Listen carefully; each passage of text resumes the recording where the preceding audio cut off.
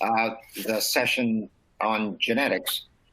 And I just thought I would introduce the session by remarking about how important the genetics and genomics piece of Biobank has ultimately become. It probably won't surprise many of you to note that when we started Biobank 15 or 16 years ago, the ambition was to try and get an epidemiological cohort, prospective cohort, in which we could do large-scale genomics. But at the time, that wasn't really possible, and there was a great deal of skepticism in the scientific community about whether it ever would be possible. So it gives me a great deal of gratification to see that it's become such a central pillar of the whole Biobank story, advanced by a wide range of people over a long period of time, that I think more than anything reflects the advances in this field generally. And of course, Biobank has ultimately become the ultimate place to compare genotype and phenotype, which is one reason why it's had such attraction to geneticists and epidemiologists who are, as you know, increasingly converging. So, and the history, I don't really have to recap. Really, the first big step forward was the large-scale GWAS study that Peter Donnelly developed and led in UK Biobank that ended up, I think it was an 830K chip that run across all 500,000 people. And that unleashed a huge amount of interest in things like polygenic risk scores, but also common variant analysis across a wide set of different phenotypes. And that continues on today. And then more recently, it has taken advantage of the really dramatic advances in sequencing.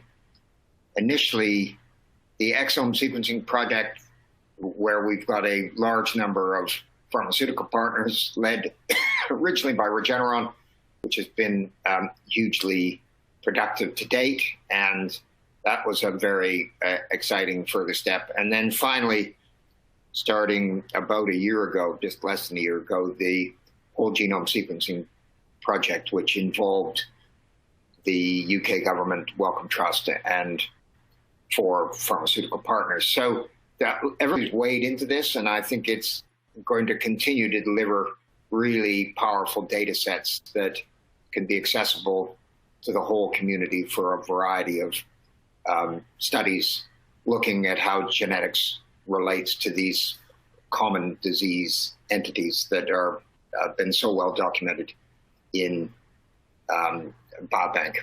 So it therefore gives me a great deal of pleasure to start this session, and we will start with a presentation about GWAS, but in this case, GWAS of COVID-19, and Danny Wilson is going to provide us with a presentation on that. Danny, can you take over, please? Thanks for the opportunity to talk to you today about genome-wide association studies of COVID-19. And I think I just need to fast forward through a couple of these slides of COVID-19, and in particular, in relation to UK Biobank. So the motivating questions here are, why is COVID-19 a severe life-threatening disease in some but not all people? Is it because of human genetics? More generally, what's the biology of COVID-19 at the molecular and physiological level? And can we make biological discoveries that suggest existing safe drugs for new trials? A little bit of background to COVID-19. It's caused, as you know, by the coronavirus SARS-CoV-2. The virus is new to science, having emerged only in late 2019. It infects human cells by binding the ACE2 receptor on the outside of the cell. And at the severe end of the disease spectrum, it's characterized by acute pneumonia, blood clots, and heart problems. Inset, you can see, and this slide is already a few days old, there have now been confirmed over 9 million cases of COVID-19 around the world, and well over 400,000 deaths. In England, the body responsible for recording cases of COVID-19 is Public Health England. This shows you on the top the number of daily cases per day and then cumulative over the days. And what you can see is that the national epidemic in England really got started in early to mid-March, before the lockdown measures were implemented, and then they quickly curtailed the epidemic curve. And below you can see members of the UK Biobank from England, and the number of laboratory confirmed cases over the same scale. And you can see that it really tracks the national epidemic pretty well. The number of cases is around that you would expect, maybe slightly lower.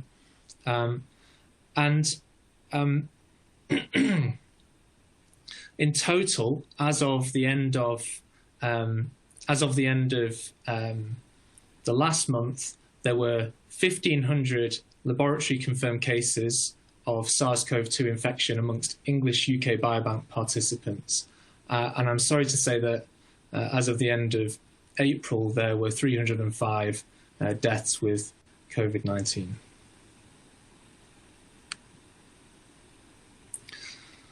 So there's an unusual opportunity to study the genetics of susceptibility to severe COVID-19 as the pandemic is raging around the world. One hopes that these efforts have the potential to mitigate, maybe even change the course of the epidemic. But of course, there are also challenges and perils for the scientists who are really working under the spotlight as never before. And so this is an example of a signal on the right-hand side, which came on strong towards the end of April and then quickly reversed it and is now rather modest.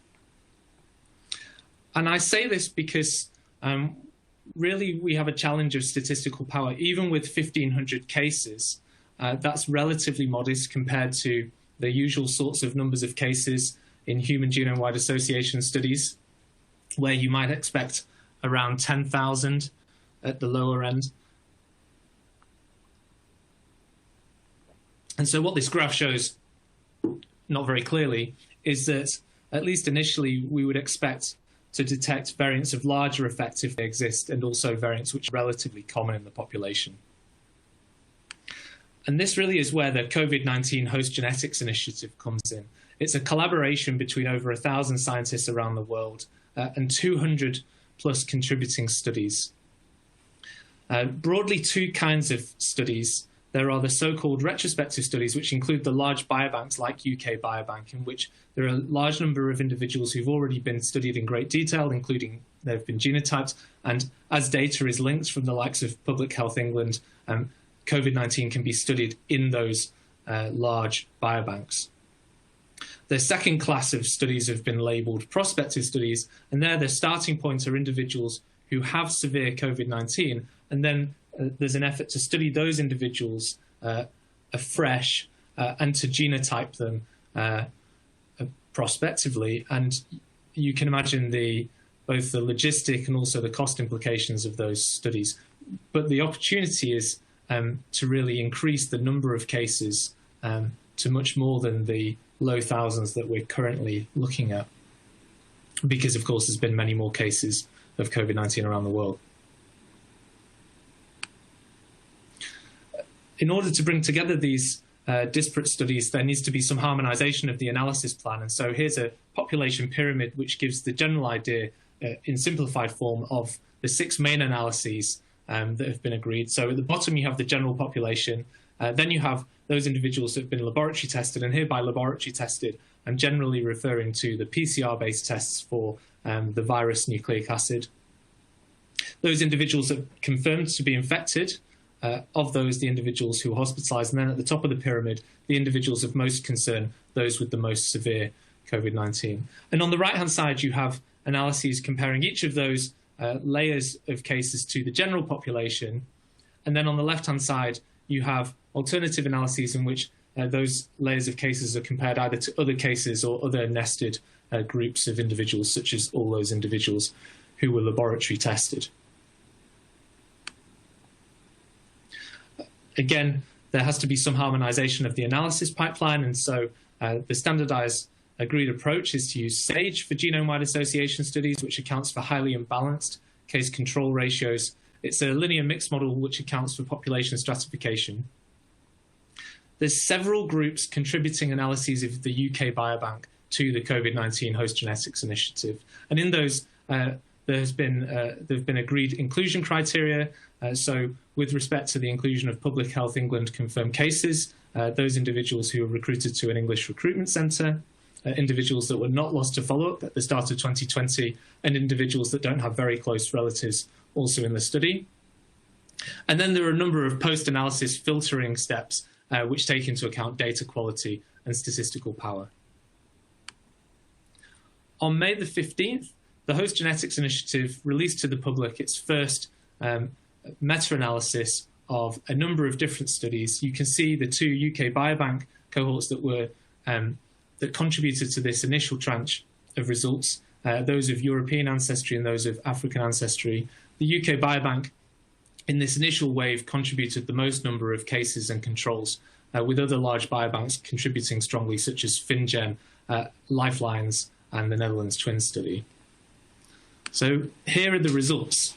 What I'm showing you here is for every genetic variant that was analysed, its position along the genome, and then on the y-axis, the vertical axis, the evidence of association between that genetic variant and susceptibility to COVID-19. And in particular, this analysis is looking at all those individuals who are laboratory confirmed to have SARS-CoV-2 infection versus the general population. And the blue and red horizontal lines show you the thresholds by which statistical signals are deemed to be suggestive or statistically significant after accounting for the large number of different tests. So what you can see is that there were a number of interesting signals that came up in this first wave, but there isn't really anything which is convincingly genome-wide significant right away. Another way to look at this, and I can't see this, but I can describe to you what it should say, is a so-called candidate gene approach. If one strongly suspects a particular gene might be involved, then one can study directly the effect of variation at that locus on COVID-19. And in this case, this has been published, you can see at the bottom, already in a study. It was an early, in a journal, it was an early study. And they've looked at ApoE, which confers strong susceptibility to dementia. But even after accounting for individuals with dementia in the UK Biobank, what they found was that alleles at this locus confer strong increased susceptibility to COVID-19. The p-value was around about 1 in a million, so that's consistent with the previous slide, not quite yet deemed genome-wide significant.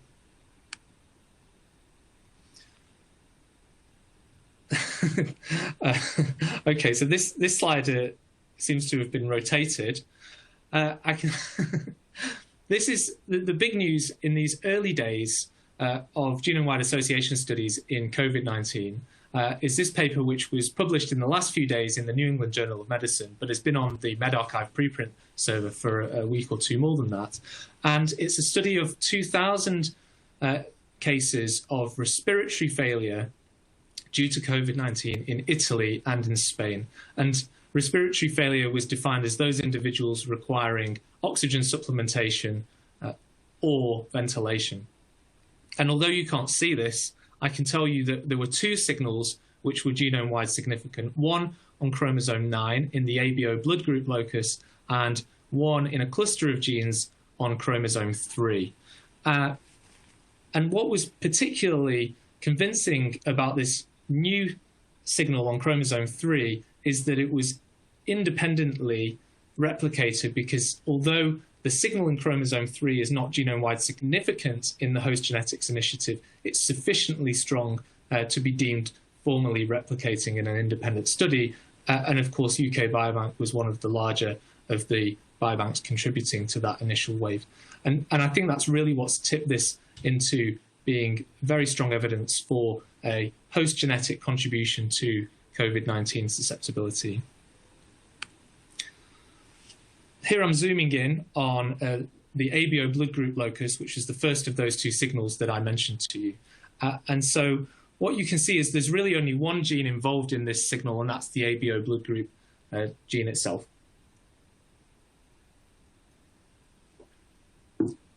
This signal is regarded as confirmatory because, in fact, there's been a number of studies listed at the bottom which had already implicated blood group in susceptibility to COVID-19.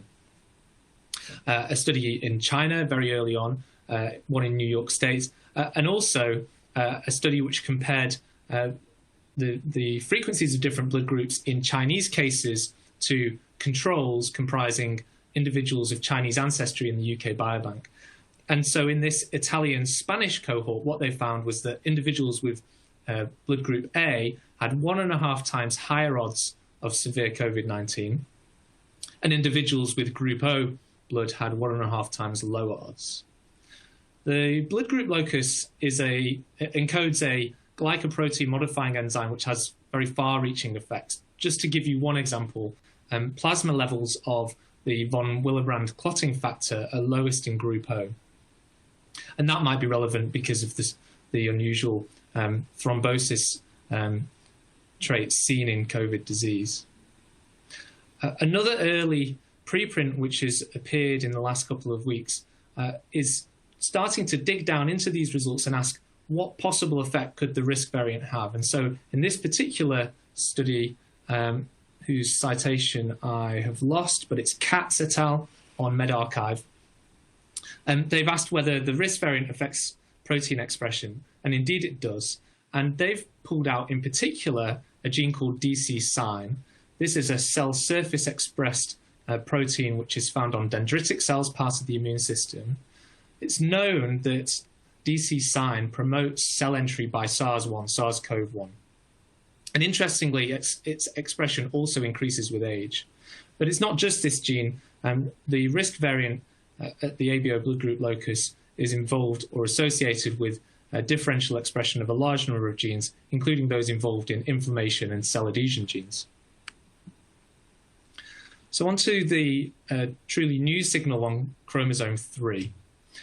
The authors were careful to clarify that as yet the observational study, which is a GWAS, is not able to tease apart exactly what the functional variant is that's association, but still we can dig around and see what genes are involved. And one of them is the SLC6A20 locus, which is a transporter that interacts with ACE2, the receptor by which SARS-CoV-2 gains entry to cells.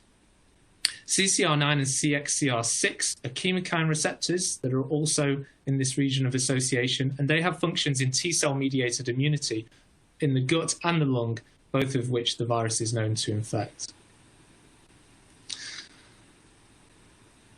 So this Katz study has found that the risk variant is associated with differential expression of a few genes, of relatively few genes, many fewer, notably the CXCR6 ligand encoding CXCL16. And so this ligand receptor pair are implicated, again, in dendritic cell T-cell interactions, in lipopolysaccharide-induced lung injury and inflammation, and in epithelial barrier integrity.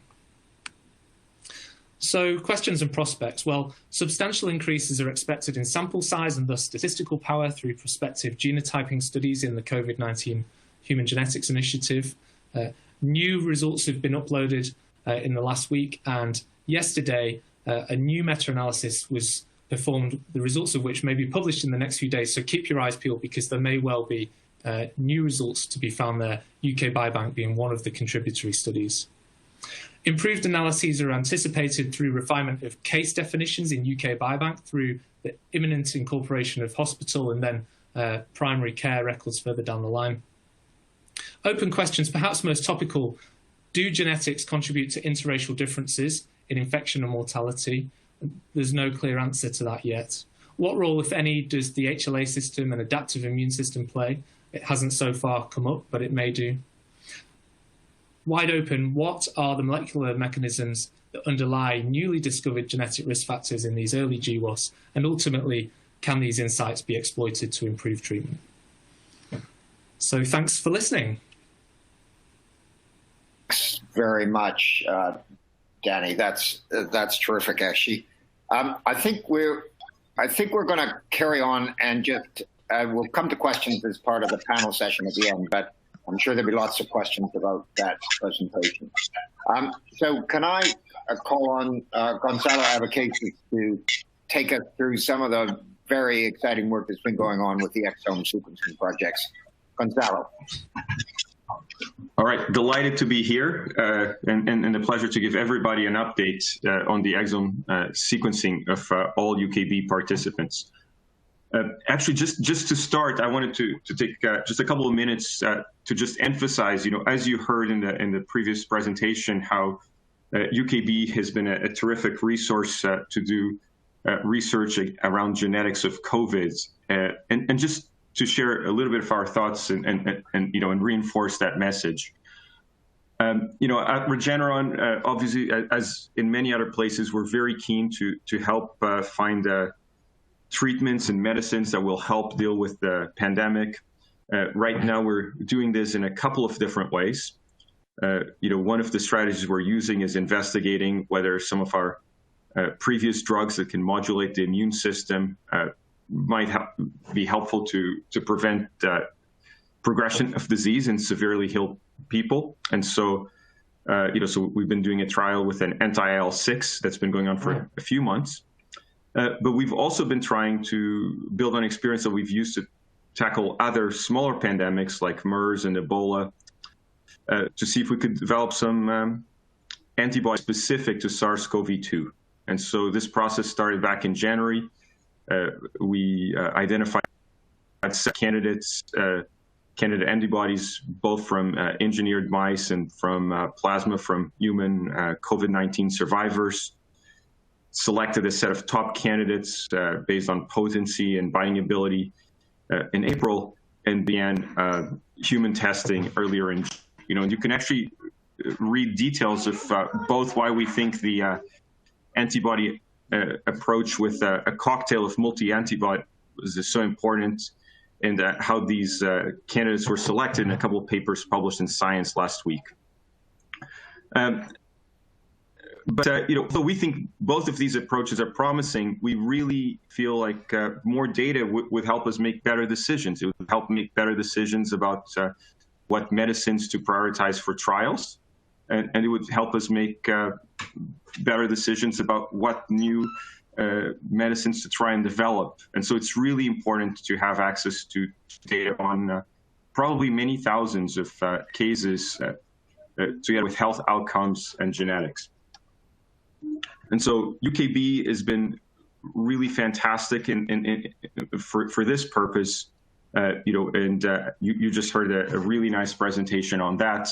And we hope that as that data becomes more available and more analyzed and combined with data from other sources, it really will help us look at genetic instruments that provide clues about what are the best approaches. You could imagine that, for example, if you're deciding whether to repurpose an anti-IL-6 drug, and we know that there's IL-6 receptor polymorphisms that are associated with other conditions where that drug is helpful, it'd be really great to know if those same polymorphisms show any association with COVID susceptibility. And at the moment, we really don't know. We just don't have enough cases. You heard a few updates from UKB in the previous session and in the previous talk, and actually the number of cases that we're seeing in 500,000 participants and the number of deaths just tracks very closely to what you'd expect. It's a really great down payment on what's needed, but it really is only the beginning. And so I think it's really important to both figure out how to complement these very large population cohorts, of which UKB is, I think, the prime example, with targeted collection of new cases. One small update before going on to the main sequencing presentation and update is to say that all of us in the pharma consortium that have been funding the sequencing of UKB participants are really keen that exome sequencing results should be available and helpful to people doing research in this area, and we're going to be releasing publicly and contributing to the host genetics initiative that you just heard about, exome sequencing results for COVID and within UKB, hopefully starting early next month. Okay, onto the main sequencing project proper. So this has been a really great example, I think, of collaboration, both between many biopharma companies and the public side of the project with UKB. And our goal is to generate sequence data for all 500,000 participants. I think at the moment, we've completed sequencing and delivered it to UKB for just around 300,000 participants. In that data set, there's about 6 million missense variants, 700,000 protein loss of function variants with knockouts. We expect UKB to release that data to all researchers in a few months as their new data access platform becomes available. And sequencing of all participants is just pending receipt of the last few DNA samples of Regeneron, and that's been delayed because of COVID, actually, that has caused a temporary closure and non-essential activities at the UK resource that hosts the DNA samples. In order to really complete a project at this scale, a key thing is automation. And for us at Regeneron, that's translated into an investment over several years into biobanking, library preparation, and automation. We can now sequence well over 500,000 samples a year. On sequencing capacity, and we appreciate our colleagues at Illumina for all their help. And making sure that we have the compute resources to run the analysis. And over the last several years, we've been fully cloud-based, and all the analysis happen on the cloud at Amazon. It was the first one. In parallel to these advances in lab technology, you also really need advances in analysis methods.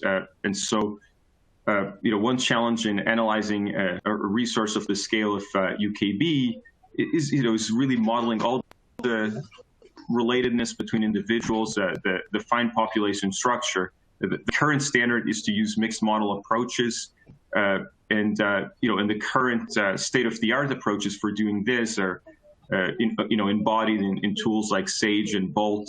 You just heard about SAGE in the previous presentation. These tools really work well, but as the number of traits continues to grow, as the amount of data, first with genotype data, now with exome sequencing, and soon, as you'll hear in the next presentation, whole genomes continues to grow, they're starting to become challenged in a resource like UK Biobank. For us, our current analysis plan for UKB includes tens of thousands of outcomes and really requires many hundreds of thousands of compute hours. One of the challenges when you run these current tools, whether it's SAGE or BOLT, is that they require an initial model fitting step that needs all variants genome-wide, or a sample of all variants genome-wide, to be loaded into memory. This is quite demanding, and it's also hard to parallelize. And so I wanted to highlight some work that Joelle and Jonathan Martini have carried, just published on bioRxiv yesterday, where they've updated the engine behind these mixed model approach so that they don't require all variants to be loaded into memory at any point. So no, even though the analysis carried out genome-wide, they don't require data to be loaded into memory genome-wide. This really reduces the peak memory use, and it also makes it much easier to parallelize. So there's a number of nice consequences. Their method is about 50 to 100 times faster than the current best implementations in BOLT and SAGE. And there's a nice other twist, which is because it's easier to parallelize. We've worked, for example, with colleagues at Databricks to really take advantage of very large-scale compute resources. If you distribute the work across hundreds of CPUs, you can now carry out these analyses in minutes if you so wish, which is kind of a very nice convenience. The next slide is just to show that the method works well and has all the properties you'd like. Here you have as bookends on one side results from BOLT, on the other end results from SAGE. And you can see that both, for example, for rare binary traits has some trouble. There's a little smattering of extra results that you would not expect. SAGE very nicely handles that with their saddle point approximation. And Joel and Jonathan's new method, Genie, performs just as SAGE does and deals very well with rare and common quantitative traits. Obviously, what we'd ultimately like to do is to get to a signal. ANGPTL3 is a nice prototype, a region where there's both a common variant signal that's very strong and clear, as you can see in that locozoom plot. There's multiple genes in the region, but looking at loss of function variation really pinpoints ANGPTL3 as a main modulator of lipid levels in there. And you can see that, starting from those early results just prior to UK Biobank and now very clearly confirmed in UK Biobank, we ended up developing a drug that blocks ANGPTL3, and that, as you see, in patients that have very severe hypercholesterolemia that already have multiple other treatments ongoing and still have high lipid levels, adding this inhibitor on top results in about a 49% further reduction in LDL. So really quite therapeutically meaningful in our view. Okay, so for exome sequencing, at the moment, UK Biobank has released to everybody the first set of exomes on about 50,000 individuals. This slide is just to show that they're representative of the rest of Biobank in terms of sex, age, BMI, distribution of various other covariates. They've been selected to focus on the subset of Biobank that had the richest phenotypes, so they do have a larger proportion of individuals with ECGs and OCTs and so on. And they've also slightly enriched for asthma. But overall, representative of the whole cohort. As you heard earlier, we've delivered at the beginning of the year to UKB exome data on over 300,000 participants, and we expect that will be available to everybody once the data sharing resource is ready. One really nice thing to say about a resource is to try and model and predict what we're going to see by the time we're done. It's obviously very exciting to see one loss of function carrier, but to do a genetic association study, you need multiple carriers of multiple different loss of function variants. We predict that by the time all 500,000 participants are sequenced, about 2/3 of genes will have 100 loss of function carriers. And perhaps if these have large effect, there will be a situation where you might have hope for power to make inferences about their functional consequences. And each gene will have different effect sizes and different connections to common or rare traits. One rough take-home message is that for the bulk of genes, for about half of genes, you see a new loss of function variant about every 5,000 individuals. One nice thing is we sequenced the first 50,000 exomes, looked at genes with these knockout variants, and we could see that for a variety of traits, there really were clear signals. These were 4 that really popped up at us at the beginning. Titin with cardiomyopathy there at the bottom. Some other cancer related symptoms for MLH1 knockout carriers and our knockout carriers, and then PKD1 and chronic kidney disease. As the sample sizes increase, the number of positive controls grows very rapidly, and now there's really too many to list. This slide is both trying to give you a sense of the richness of the available phenotypic data and the range of traits that can be studied, but also to give you a sense that the effects are extremely large. So for example, if you have a PKD2 knockout variant, your risk of polycystic kidney disease increases by an odds ratio of over 1,000. You can go all the way down that spectrum. At the bottom, you see, for example, variants in filaggrin and knockout variants there increase the risk of atopic dermatitis by about twofold. You stop. I'm sorry, I have to pause for a second. I have two children behind me. That's all right.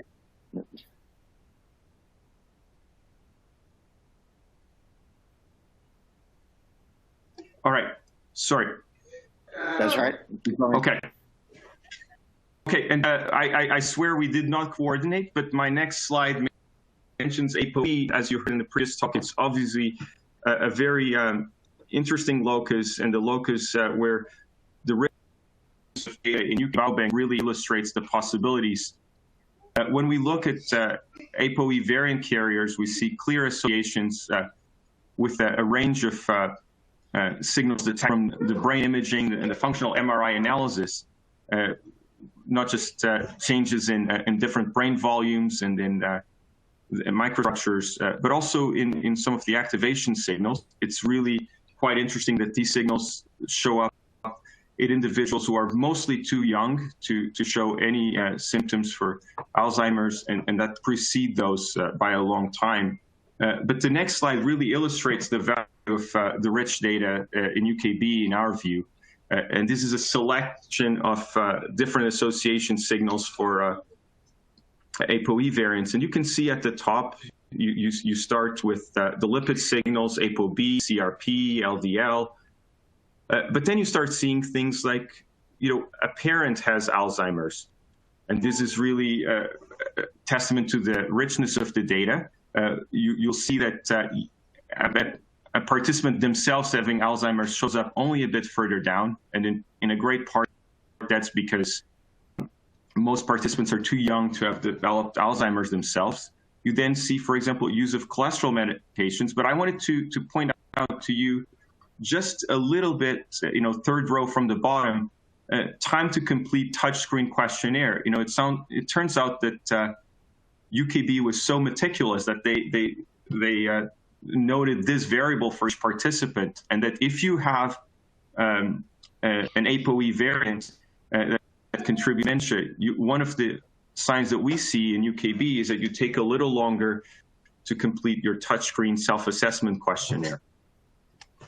I think that was the update I wanted to give. Obviously, thank you so much to all the scientific community for the phenotypes that have been contributed to UK Biobank, all the fantastic analysis, and it's really a pleasure for us to be able to complement that with the exome sequence data. Thank you. That's great, Gonzalo. Thanks so much for that. That's a really exciting story that's emerging.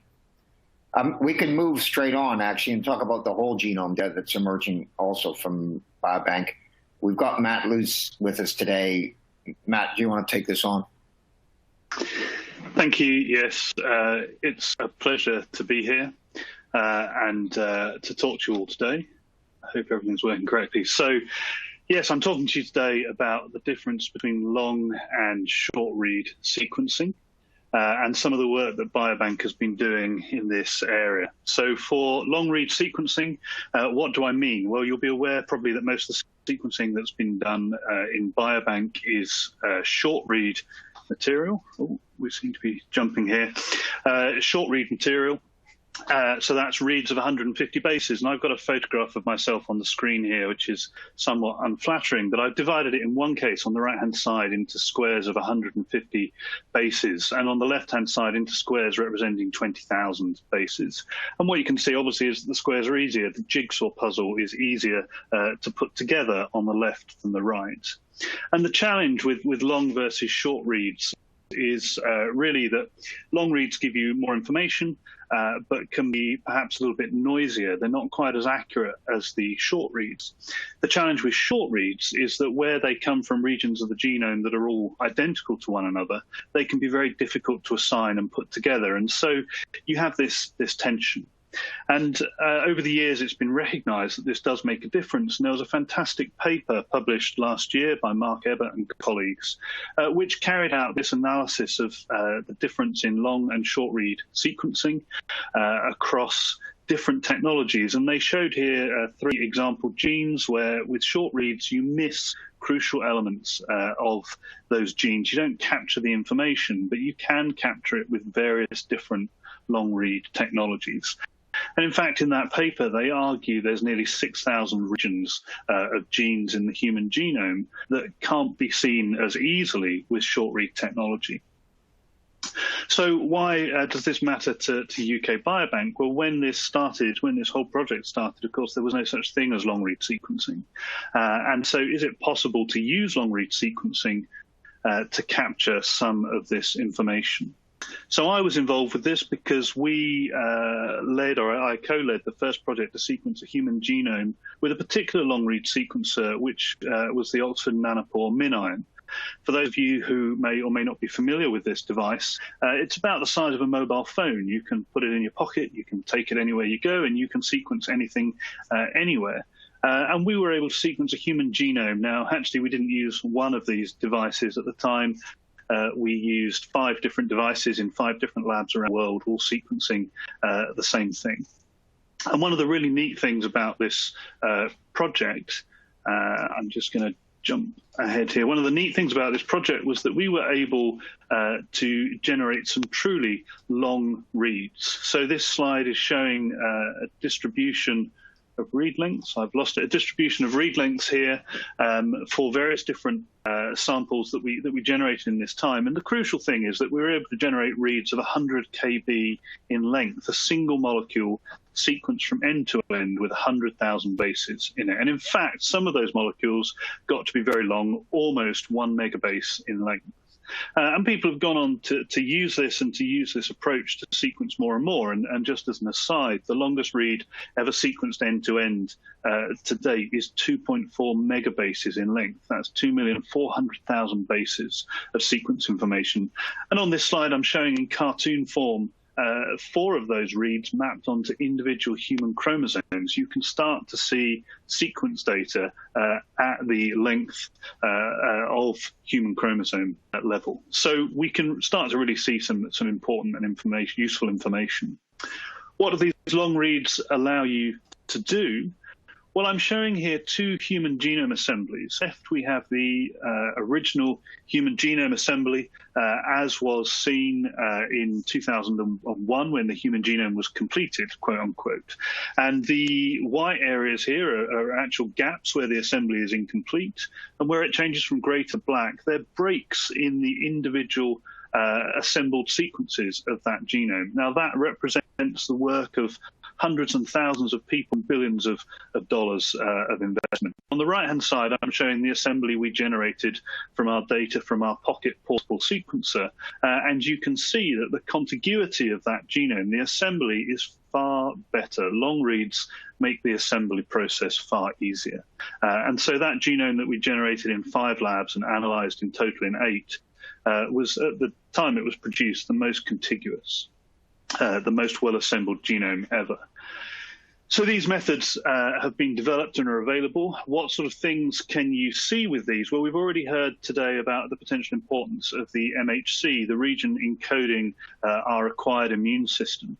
And something I didn't realize at the time we did this work was that the MHC had never been assembled continuously from one end to another. And we were able to assemble the MHC for the first time into one contig and even actually phase through that contig. And so look at the different haplotypes. And we're using long reads as well. We were able to close gaps in the genome, and I think a slide has disappeared here, but we've been able to close gaps in genomes that have never been closed before. Now, various groups are taking this even further. This is kind of a research side of this, but particularly led by Karen Meager and Adam Philippi in the US. They're trying to now finally finish the human genome and assemble it completely from telomere to telomere, going all the way through the centromeres. And this is really a remarkable undertaking, and perhaps we'll finally finish a reference human genome. And the first step of that was put up on bioRxiv last year, representing the X chromosome, which had been sequenced completely from one end to another. And this used a mix of different technologies. So the question is, of course, what's the relevance of this to UK Biobank? It's all very good to do bespoke custom genomes using long-read technology, but what can we do? So Biobank has been undertaking a long-read sequencing technology assessment, and that has been going on for the last just over a year, and is going to be reporting soon. We've used a whole range of technologies, Pacific Biosciences sequencers, Oxford Nanopore sequencers, 10x Genomics, who use a linked read technology. And then, of course, these samples have been sequenced with Illumina and BGI as well. So we picked 6 samples from the UK Biobank collection, so from those 500,000. 1 trio, so a mother, father, and offspring, and then 3 unrelated individuals. And these samples have been sequenced using all of these technologies, and a comprehensive analysis is underway of all of that data. And I believe that that will be available later this year. The data will be open for all to be able to look at. We have contributed to this, the nanopore sequencing, and we used the Oxford Nanopore Promethean device to do this. The Promethean is a pretty powerful sequencer. It's able to sequence 48 samples simultaneously, 48 flow cells. So you could sequence 48 human genomes in about 48 hours on this device, or if you really wanted to have quite an expensive but fun experiment, you could sequence 1 human genome in 15 minutes by using all 48 flow cells simultaneously. So we use the Promethean to sequence the UK Biobank samples. And let me find the next slide. I'm showing here a sample. Now, this is actually more than just the UK Biobank samples. This is showing some other human samples that we've sequenced from other sites as well. So these circles represent non-biobank samples, and the triangles are biobank samples. And really, the point I wanted to make on this slide is that one of the things with long-read sequencing is that you have to have good quality DNA. And quite often you see that samples that have been collected are not necessarily high enough quality, and by that I mean they're not long enough. The reads aren't long enough. And the data that we were able to generate from the UK Biobank samples, they are indeed long reads. This is high quality DNA. It sequences very nicely on these long read platforms. So there's lots of potential here. So we've been generating those data, and we've done various different things. Key is assembly. Now, there's an awful lot of information on this slide, and I don't really want to go into too much detail about all of it now, but just to say that the assemblies we're able to get from the Promethean data easily match or exceed our bespoke assembly that we did 2 years ago. So we're able to get really contiguous assembled genomes from these data. We can obviously share some of this information later on for those who are interested. As well as this, and apologies, these images have resized slightly, we're able to look at various things like structural variants and methylation in these samples. So as I said, there are 3 individuals related, and we can identify those 3 individuals by looking through the upset plot at the top and looking at the structural variants they have in common. And you can see that more clearly in the bottom left-hand corner. There's 6 individuals shown here. The lower 4 lines actually represent 3 of those individuals and represent the trio. And you can see they have a shared deletion. In 2 of those individuals, it's homozygous, and in 1, it's heterozygous. For various reasons, we ended up having to sequence 1 sample twice. So we have a really nice control there to look at the structural variants and repeat that data. One of the really nice things as well about using nanopore sequencing is that we're able to capture the methylation status of the genome as well. So we can look at methylation and see what's happening there. So all of these data will be made available soon. Just to point out that actually there's been some brilliant work published by Decode from Iceland just late last year, where they sequenced nearly 2,000 genomes, human genomes, using the Promethean platform. And they've made those data available to some extent for people to look at. So this is a technology that is starting to show the potential to scale and to be usable for looking at large cohorts. So am I arguing that Biobank needs to sequence all 500,000 genomes again using long reads? Well, I would love that to happen. But of course, there's levels of cost and expenditure associated with that. Actually, we don't need to sequence the entire population. We can sequence a subset of them. And I think a key goal is to sequence a very informative and useful subset using long reads. And so a proposal is to sequence 200 trios. That would be 600 genomes. So 200 mother, father, and offspring. And to analyze those data and to share them. That would obviously drive the development of tools and approaches for looking at long-read data at some length. It would also allow us to detect structural variants we think present down to as low as 1% within the population. So this is hopefully something that will be pursued by Biobank in the near future. Great, so thank you very much for listening, and I shall wrap up there. Very much, Matt. That's really, really helpful. So I think we're going to slide straight into the panel session now.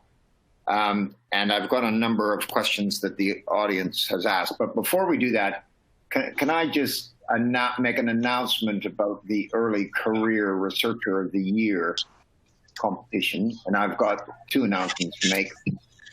And that is that the first runner-up for this year was Kate Young from Exeter University.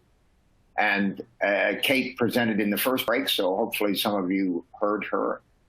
And the other runner-up for this is Connor Emben from the Broad Institute.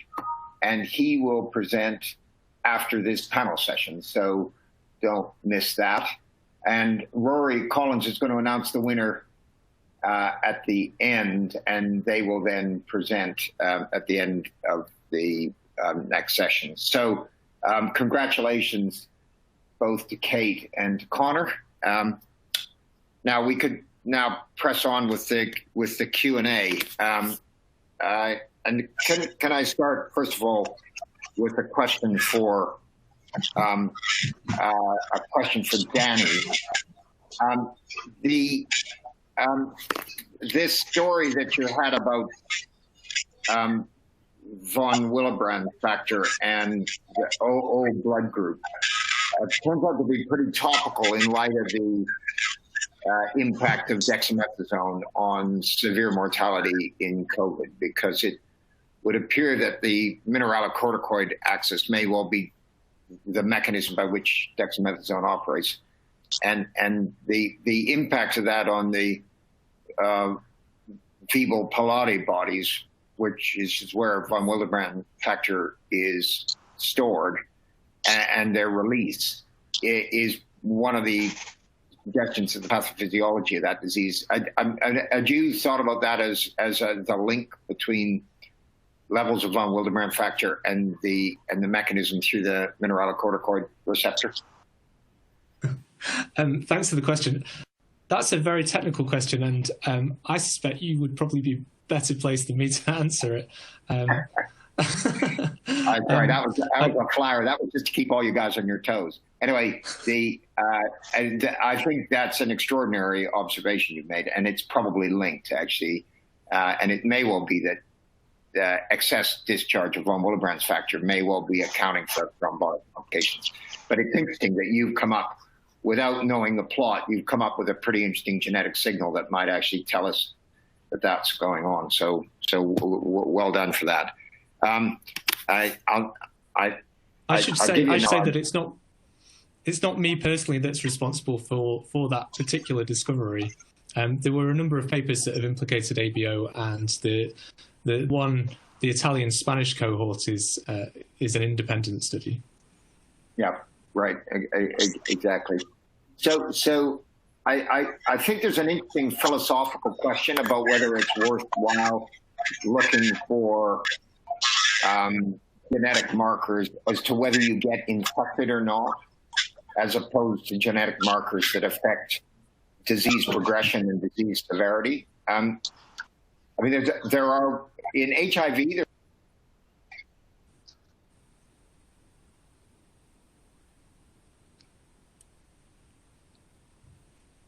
I'm sorry, I've lost you. I can't hear the question. I don't know if that's me. That's probably me. Sorry. Oh, you're back. You're back. Can you get that? Yeah. Sorry. Yeah, you're back. I lost you. I think you were saying there's a question about the relative role of susceptibility to infection versus subsequent severity. Yeah, the disease progression. I guess that's really the question, because they looking around for genes that determine infection or not is actually quite a hard job. And HIV is probably the best example of where a few of those have been discovered, but there's not many of those out there in the world of infections. But I would have thought your chances were better at getting variants that actually determine extent of progression and the subphenotypes of disease, which are well known. Indeed, yes, I would agree with all of that. Yeah, I would value your opinion on this, but it seems that perhaps the really pertinent question is, why is it that some people progress to very severe disease? We know that obviously there are important non-genetic effects, age being most prominent, but my naive supposition would be that pretty well everyone is likely to be susceptible to infection at some level. And so really the question is, why are some asymptomatic, some are mildly symptomatic, and some get severe disease? I think that's the big question, isn't it? Is how do you get these very different phenotypes, given the fact that the vast majority of people are asymptomatic. 70% of people are asymptomatic, and yet you do get these extreme phenotypes. So I think that has to be one of the big challenging questions.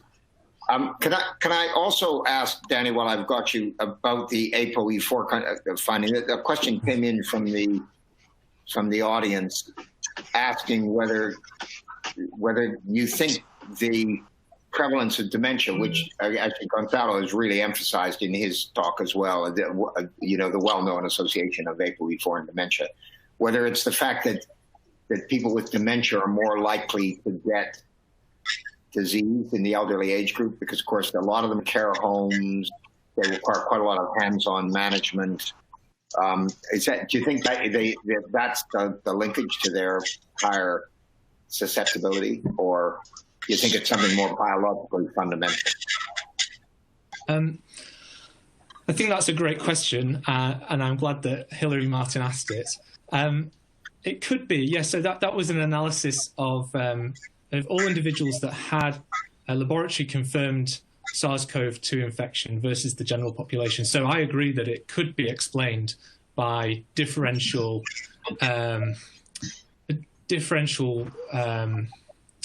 susceptibility to exposure, for instance. Yeah. But also it could be, I mean, the challenge with a candidate gene study is that by just looking at that one gene and putting blinkers onto what's going on in the surrounding genes, maybe the signal is higher in surrounding genes, or maybe there are at least other genes surrounding it which also carry the signal. So I would be happy to defer to others on the question of ApoE4. I think it's super interesting. I gather that it's also has cardiovascular effects. It does. So yeah, it does. It's an intriguing one. No, I think it's a really interesting question. And one final question for you, Danny, again from the audience, and it was a question about the allele frequencies. Were those estimated only for the England sample or for all UK Biobank data across the laws and as well as England? So in general, the analyses that are contributed to the Host Genetics Initiative, where they use the Public Health England laboratory-confirmed cases of SARS-CoV-2 infection, one of the inclusion criteria is that the controls also are selected from English recruitment centres. Yeah. Okay. Yeah. So you line those up. Yeah. I think that was the basis of the question. That's great. Gonzalo, can I just pass on a couple of questions to you? One of the questions was the genetic data and the susceptibility to SARS-CoV-2. Is there an age bias that you've taken into account, because obviously the severity, certainly the severity of the disease. And actually, it's interesting because the incidence of swab positive is the same in all age groups, but the severity of the disease is worse in the older ones. Did the ascertainment from Biobank, where they're largely people over the age of 60, do you think that influenced the analysis? Yeah, so I think, UK Biobank is obviously has an age distribution of participants that we hope will be quite informative. They're starting to get to those higher risk groups. Obviously, we all know that the risk is even higher once you get to your late 70s and 80s. But UK Biobank is hopefully a very informative population. And I think in terms of genetic susceptibility, I think for now, we really just all need more data and a little more time with it. We're all kind of peeking at shadows, but we don't yet know which of those shadows are going to turn out to real insights. Yeah. So I think to that point, I think there's another interesting question, and you may be onto this already, but I think it's great that we've been able to get the data out of UK Biobank, but also out of some of the other big cohorts, FinGen and the likes. But of course, there's also another rich set of data, which is based taking swab positive people, of which there are a very large number, and linking them back into health records. So if you wanted really to scale this analysis massively, that would be quite a relatively easy way to do it. Do you know if anybody's doing that? Because that would give you a lot of data quickly without worrying about whether people in cohorts got infected and were tracked. Right. For sure, it is that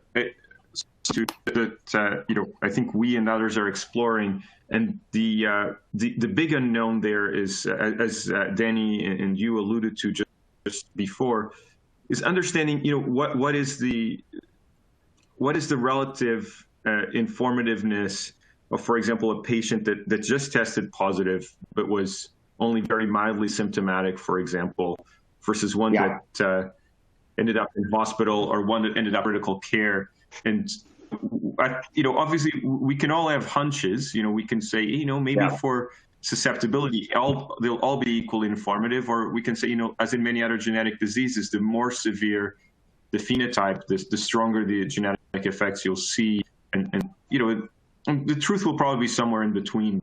But I think there's a number of really exciting things that are going on. I think UKB, there's a plan that was announced a few weeks ago to follow up on 20,000 participants. I think Rory showed a tweet from one of those participants and their families, so their children and grandchildren, and do serology. So we have a really good sense who would have tested positive if we screened everybody.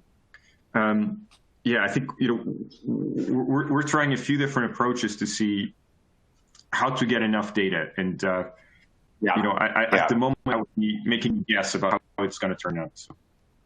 No, but it's a really interesting time, because, as you say, there's a number of ways to get at those data sets. UKB is obviously a great one because you've got the genetic data anyway. So anything more you can find out about participants is going to add immediate value. I do know that they're linking up, that they've got these big centers for swab testing in the UK, and patients are ticking the box to say that they'd be willing to be recontacted. So that's another way to get access to large sample sets. So anyway, it's a start of a pretty interesting journey. Can I ask you a little bit about, the loss of function data is pretty interesting. If if 60, whatever it is, 2% of the genes have loss of function mutation, large numbers of loss of function mutations, you should really be creating a functional map of what each one of those loci actually does, shouldn't you? That's going to be a massively important undertaking. No, that's definitely the Kool-Aid we've been drinking. we think it'll be really valuable to connect these loss of function variants phenotypes in humans, and both to the biomarker and quantitative phenotypes and then to the disease ones. And obviously within that huge haystack, there'll be a few where we see connections, hopefully, that will say, actually, knocking this gene has an effect that could be beneficial in certain circumstances, and even rarer. But those are, the best possible place to start developing a drug or a blocking antibody or CRISPR. So. I think it'll be really exciting for drug discovery, that data set. Really, really powerful, actually. So that's really exciting. Matt, we'll come to you now because we've got a couple of questions again from the floor. One is, obviously one of the great things about long reads is you're going to get a much better read on structural variants. And I do know, people mapping rare disease genomes have found that lots of the unsolved problems that haven't been resolved by short reads have come up with significant structural variation that hadn't been seen before. Is there a sort of systematic plan in your studies to start to catalog and understand those structural variants and how they relate to phenotypes? Oh, I think you're absolutely correct. There's a huge interest in this, and many disorders may well be driven in some regard by structural variants. I think there is a goal to do that and to start cataloguing that across some of these large cohorts. That hasn't really begun yet in the UK population, but certainly Iceland are doing that at a very significant level. Yeah. And for whatever reason, I missed Terry's paper on 2,000 long reads. Were they done on biobank samples, or were they done just random? No, that was done on the Iceland population level sequencing samples. Yeah. But I think he does have interest of layering some long read sequence on top of the genomes. Does he not? Absolutely, I'm sure he does, yes. So, I think that's the way to do it. He's a bit of an advocate for that technology, which would be great. So if we got, and you don't have to do it in everybody in the first instance. So I think that would be a terrific result. And are you going to give us a sense as to, having done PacBio, X10, and Nanopore on the same samples, which you prefer? Which I prefer. I think they all have various advantages and disadvantages, and really it all comes down to the question you're asking. I think if you have the paired short read data with long read, the technology that you use for long read sequencing isn't as crucial as if you're just doing the long reads on their own. I personally prefer Nanopore because I think it's easier to get a high throughput on there when coupled with Illumina. And cheaper. And cheaper, that's also true. Yes. That's a great data set. So, look, guys, I think we've kind of run out of time.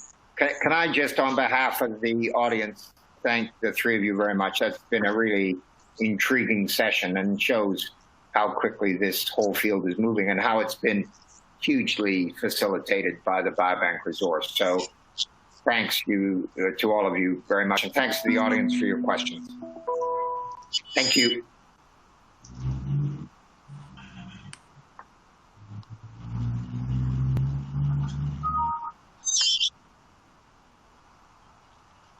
Hi, everyone. I am Connor Emden, a resident physician at Massachusetts General Hospital, a postdoc at the Broad Institute of MIT and Harvard, associated with Nanarjan and Kara Labs, led by Pradeep Nanarjan and Amit Kara, respectively. And I'm going to be presenting on clonal hematopoiesis of indeterminate potential and risk of chronic liver disease. So clonal hematopoiesis of indeterminate potential is a condition in which a proportion of hematologic cells are derived from a single somatic clone. It can be conceptualized as a pre-malignant state.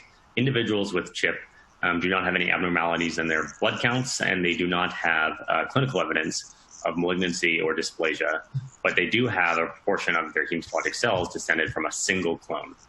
It's age-associated, increasing to about 10% prevalence among individuals over the age of 70. And it's also been linked, as would be expected, to an elevated risk of blood cancer. But in addition, recent work has demonstrated that individuals with CHIP are at elevated risk of cardiovascular disease. And mouse models have suggested that pro-inflammatory macrophages, as well as enhanced inflammatory cytokines, may mediate this elevated risk of cardiovascular disease that is observed among individuals with clonal hematopoiesis. Liver disease exists on a spectrum, from healthy liver to steatosis, that is fat in the liver, to hepatitis, inflammation, and then finally to the end stage of chronic liver disease, defined by fibrosis and cirrhosis. In this transition from steatosis to hepatitis to fibrosis and cirrhosis, murine models have suggested that macrophages and monocyte infiltration into the liver in response to an insult may mediate the inflammation and fibrosis. As individuals with clonal hematopoiesis have been suggested to have increased levels of pro-inflammatory macrophages, it might be thought that individuals with clonal hematopoiesis may also be at elevated risk of liver disease. And in mouse models of CHIP, where clonal hematopoiesis is transplanted back into an irradiated mice, mice which are prone to fatty liver with clonal hematopoiesis transplanted back in, develop inflammatory infiltrates in their liver. But currently it's unknown whether or not human carriers of clonal hematopoiesis are at elevated risk of chronic liver disease. And so that was the question that we really set out to examine. So first of all, to see whether or not clonal hematopoiesis associates with prevalent and incident chronic liver disease, to use serum and imaging-based biomarkers of liver disease to examine whether individuals with clonal hematopoiesis have any particular features of liver disease on imaging. And then finally, to examine whether or not clonal hematopoiesis is consistent with a causal association with chronic liver disease using a Mendelian randomization. So we examined the association between clonal hematopoiesis and liver disease with 3 cohorts, Framingham, Eric, but by far the largest cohort, which provided substantial power for our study, was UK Biobank, examining both the whole exome sequencing data that's been released on 50,000 individuals, as well as the genotype array data. What we found is across all 3 cohorts, the prevalence of clonal hematopoiesis was relatively similar, between 4 and 7% in cohorts for which whole exome sequencing was available. And then to jump right into the results, what we found looking at prevalent chronic liver disease is that individuals with clonal hematopoiesis were at 2.5-fold risk of prevalent liver disease. Looking at incident disease using the genotype array data from UK Biobank, individuals with clonal hematopoiesis were at 4-fold risk. And then overall, individuals with clonal hematopoiesis were at 3-fold risk of chronic liver disease. In contrast, we didn't observe any association at all with physician-diagnosed fatty liver, only with liver fibrosis and cirrhosis. In UK Biobank, clonal hematopoiesis associated with both liver disease that was associated with obesity, as well as alcohol-associated liver disease, both exhibiting a 5 to 7-fold increase. When we looked at serum biomarkers, individuals with clonal hematopoiesis had slightly elevated C-reactive protein levels, platelet levels, and alkaline phosphatase levels. But the actual clinical impact of this significant increase, statistically significant increase in these biomarkers was very modest. So for example, with alkaline phosphatase, it was only a 0.015 units per liter increase in alkaline phosphatase levels. So the next thing that we did was collaborate with Perspectum Diagnostics, who have performed multi-scan magnetic resonance imaging of 8,200 individuals who have also undergone whole exome sequencing in UK Biobank. And so we were able to identify of these 8,200 individuals, 470 who have been called as having clonal hematopoiesis in the current UK Biobank data set. Using this multi-scan MRI technique, we examined whether individuals with clonal hematopoiesis had changes in either their liver fat or in their liver inflammation and fibrosis, measured using proton CT1 levels. What we found was that individuals with clonal hematopoiesis had a 72% greater prevalence of liver inflammation and fibrosis. But in contrast, they did not differ by liver fat status at all. Finally, we used a technique called Mendelian randomization to examine whether or not the association between clonal hematopoiesis and chronic liver disease is consistent with a causal association. So we used more than 100 different germline genetic variants which predispose to clonal hematopoiesis in using a newly developed method of Mendelian randomization called MR-RAPS, which allows for estimation with SNPs at subgenome-wide significance, increasing our power to observe an association. What we found was that, consistent with the observational association, the Mendelian randomization association using germline genetic variants suggested that clonal hematopoiesis was associated with a threefold risk of chronic liver disease. So in summary, clonal hematopoiesis associated with prevalent and incident chronic liver disease. It does not associate with liver fat, but does associate with liver inflammation and fibrosis. And then finally, in a Mendelian randomization analysis, clonal hematopoiesis continued to associate with chronic liver disease, suggesting a possible causal relationship. And with that, I would like to end and first of all thank UK Biobank, who made this research possible, all of the participants and the collaborators of UK Biobank. And then I'd also like to thank my mentor, Pradeep Nadrajan, and then close collaborators on this project, Benny, Bert, and Weihei Wang at the Dana-Farber Cancer Institute. And thank you all for listening.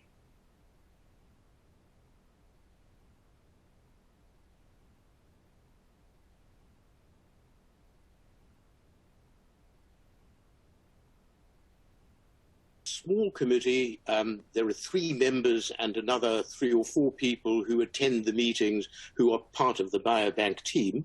And it is a subcommittee of the board, so it's advising the board of UK Biobank, particularly on questions of access to the data and samples which Biobank holds in trust for the participants who gave those data and samples to UK Biobank.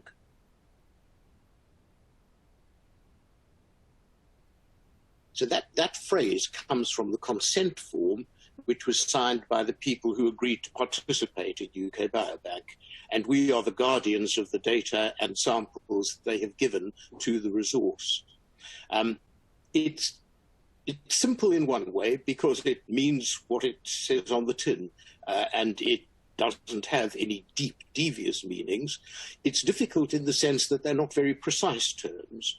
So most of the time, health-related, which is the big one really, health-related means related to health. And if you are working on cardiovascular disease, that's pretty self-evident. Where it gets a bit trickier is in situations particularly where the trait you're studying merges from the medical into the social, non-medical sphere. So, for example, issues to do with race, intelligence, gender, and the ones I've named, unsurprisingly, are the ones that also tend to get public attention. And all of these, studying these in relation to a variety of factors that may influence them, can be perfectly legitimately focused on health outcomes, but it elides into applications which are perfectly reasonable research topics, but they're not really health related. They're more to do with social development and politics and social science and all sorts of other studies. We try, those are the things that we feel we ought not to be allowing access for. And researchers can ask themselves that question. It's not a difficult one to answer. Is your research really focused on an issue which is predominantly related to how people become and remain healthy? And if so, can you just explain that very clearly to us, or perhaps to one of the people who donated their data and samples? Think of a lady, previously a high-flying something or other, intelligent, now in her 70s, not working anymore, given up a lot of time, energy, and privacy to be part of this. Explain to her why this is health-related, and if you can do that, we have no problem.